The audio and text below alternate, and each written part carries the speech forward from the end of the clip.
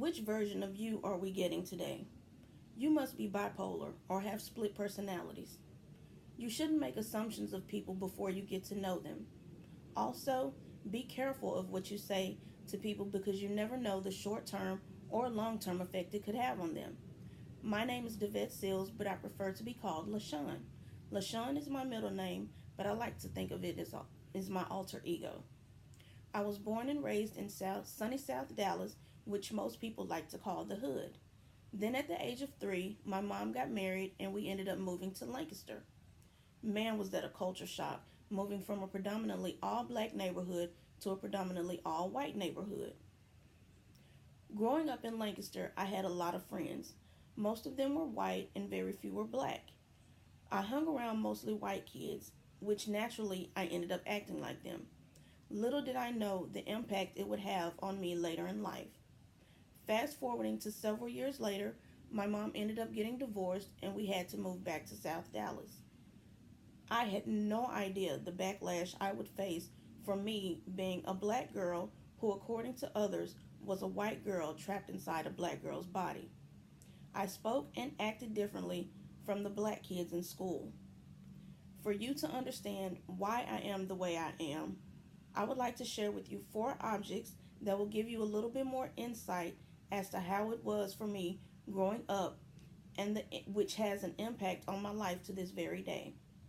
The first object I chose is a chameleon, which represents me in the fact that I can adapt to any situation that I am in. To me, there isn't a such thing as acting white or acting black. It's just being who you are and adjusting to your surroundings. Devette is the so-called white version of myself, the goody-goody two-shoes version who hangs out with the sedity or the in crowd. LaShawn is the so-called black girl version of myself, the bad girl who hangs out with the not so good crowd. This brings me to my second object, which is a mirror that has been covered up with question marks on it,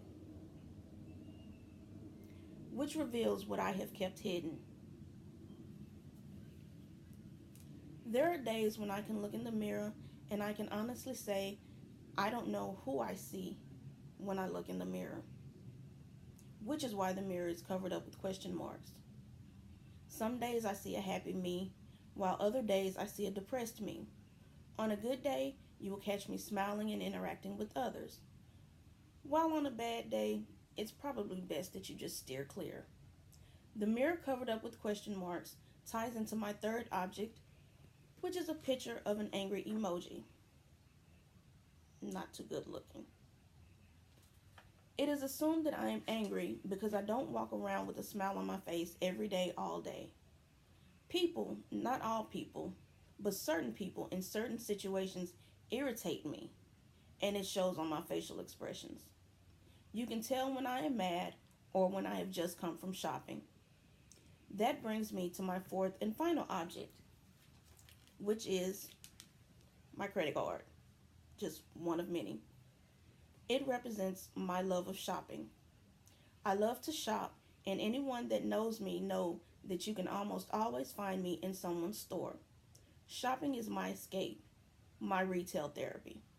I don't have to deal with people questioning who I am or calling me white lady or saying that I talk proper. So, now that you know what it was like for me growing up and the effect that it has and still has on me. Now, going back to the beginning, let me answer the question for you. No, I am not bipolar and I do not have split personalities. I, like everyone else, have my ups and downs. Before you judge me, get to know me. Thank you for letting me share this with you, and I am eager to learn more about you.